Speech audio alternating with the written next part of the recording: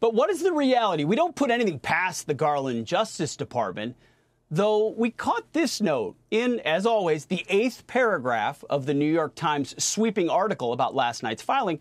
It included this telling line, little detail, 8th paragraph.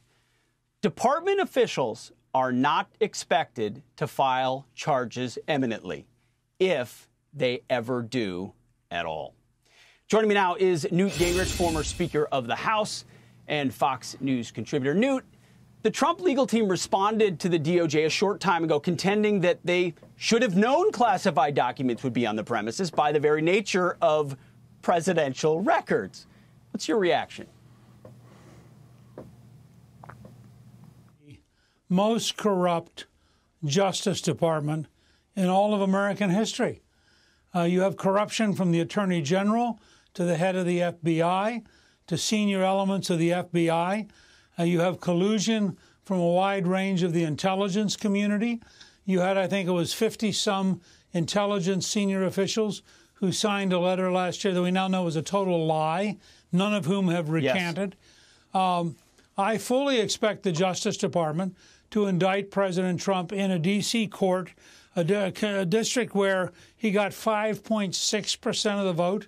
So by 19-1, the jury is likely to be against him.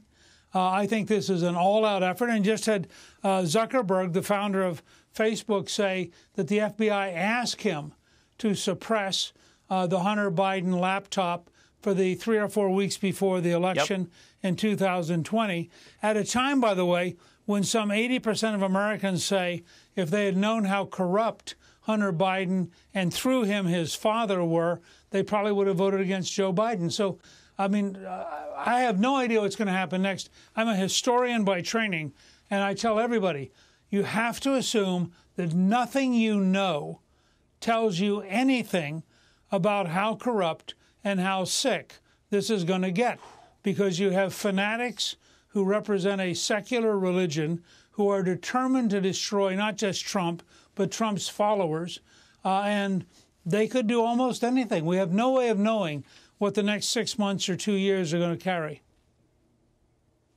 As a historian, to say the most corrupt, that says a lot. And you talked about how they're characterizing their opponents. We heard how Joe Biden, called Trump supporters semi-fascist. Well, here's the White House press secretary doubling down. Listen.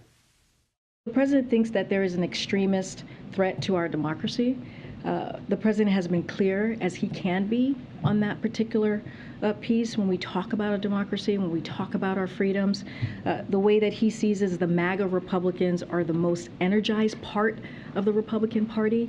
This is an extreme threat to our democracy, to our freedom, to our rights. So political opponents are the biggest threat to our democracy, even though we're a constitutional republic. You say this is the most corrupt Justice Department you've ever seen. How dangerous is our moment? Look, I think there's a brief period late in the Wilson administration where you had an attorney general who sort of lost his mind, and they had what was called the Red Scare, and they locked up a lot of people, including the former Socialist Party candidate for president. But it was a very brief period. What you see now is an institutional commitment that runs from places like Harvard and Princeton and Yale to the New York Times and the Washington Post and the major networks to the deep state, to the intelligence community, the FBI, the Justice Department.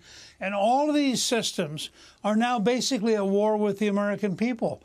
I mean, this is the thing Biden doesn't understand.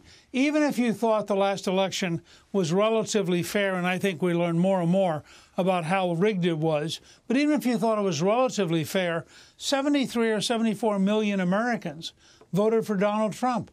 To have a president of the United States characterize half of his country in the way that Joe Biden does is the greatest act of aggression by an American president against his own people that we've ever seen.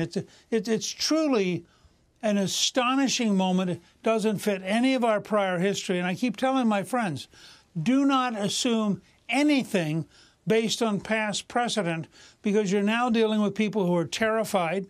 I mean, if you're the senior FBI or you're the White House and you're looking at the potential of a Republican control of the House and Senate, and you realize all of your emails, all of your meetings, everything that you've been doing could suddenly become public, and your entire career could be destroyed, and you might end up in jail? I mean, you're going to do everything you can to try to guarantee that the Republicans can't win this fall because you're terrified of what a Republican Congress would be like. And then that feels like a cycle that doesn't stop as Americans' needs are never met because they're too busy impugning their political opponents.